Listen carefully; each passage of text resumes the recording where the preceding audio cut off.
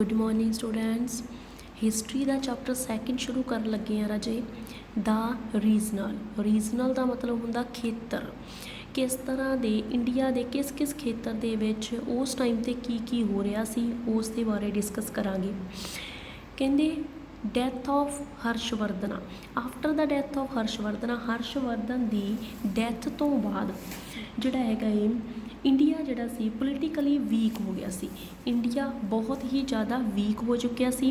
इहदा रिजल्ट की निकलिया, country डिवाइडड into small kingdom ते देश छोटे छोटे किंगडम दे विच वंडिया जा चुका सी। वो किंगडम किहड़े किहड़े सी, जिवें राजपूत किंगडम सी, प्रतिहारा, गुरजारा, इस तरह के है ना।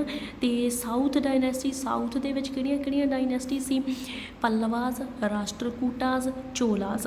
ये राजे राजवंशा मतलब जो इन्हां दे किंगडम सीगे उन्हां दे नाम आए। इन्हां राजियां ने इत्थे जिहड़ा हैगा थोड़े थोड़े टाइम तक राज कीता। तो इस तरह दियाँ शक्तियाँ सीगियां इस राजपूत डायनैस्टी जो साउथ दे विच डायनैस्टी सीगियां। तां ये आपस दे विच लड़दे रहिंदे सी एक दूसरे दे एरिए ते कब्जा करन दे वास्ते, आपदे राज भाग नूं एक्सपैंड करन दे वास्ते, फैलाउण दे वास्ते एक दूसरे नाल हमेशा ही लड़दे रहिंदे सी।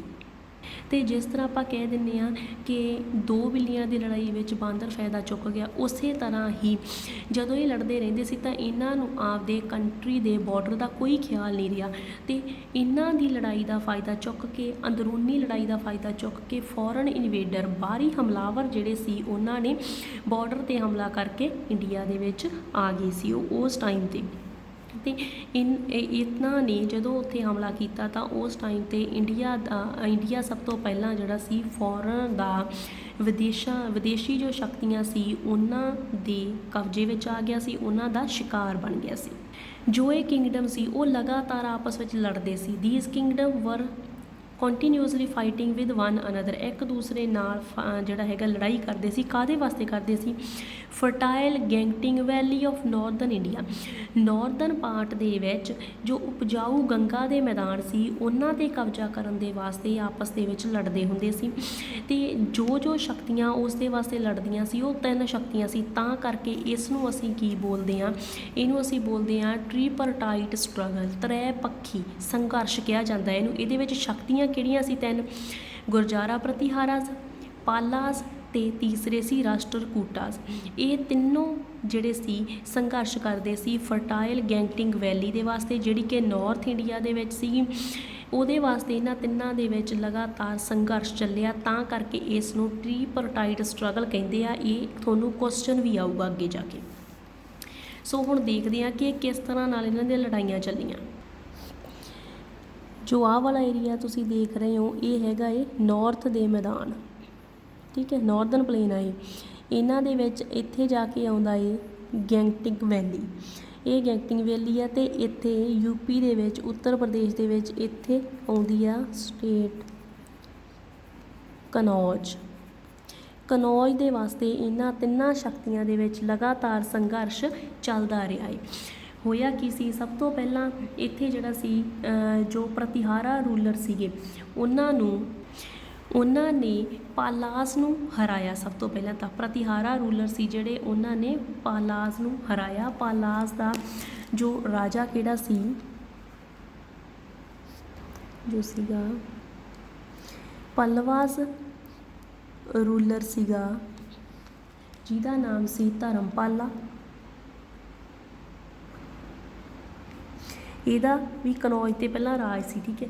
ਇਸ ਨੂੰ ਪ੍ਰਤੀਹਾਰਾ ਨੇ ਹਰਾ ਦਿੱਤਾ। ਹੁਣ ਜੋ ਪ੍ਰਤੀਹਾਰਾ ਸੀ ਉਹਨਾਂ ਨੂੰ ਰਾਸ਼ਟਰਕੂਟਾ ਰੂਲਰ ਨੇ ਹਰਾਤਾ। ਪ੍ਰਤੀਹਾਰਾ ਨੂੰ ਹਰਾ ਕੇ ਉਹਨਾਂ ਨੇ ਕੀ ਕੀਤਾ? ਕਨੌਜ ਤੇ ਆਪ ਦਾ ਅਧਿਕਾਰ ਕਰ ਲਿਆ। ਥੋੜ੍ਹੇ ਜਿਹੇ ਟਾਈਮ ਬਾਅਦ ਫਿਰ ਜੋ ਪੱਲਵਾਸ ਦਾ ਰੂਲਰ ਸੀਗਾ ਧਰਮਪਾਲਾ, ਉਸਨੇ ਕਨੌਜ ਤੇ ਫਿਰ ਆਪਦਾ ਅਧਿਕਾਰ ਕਰ ਲਿਆ।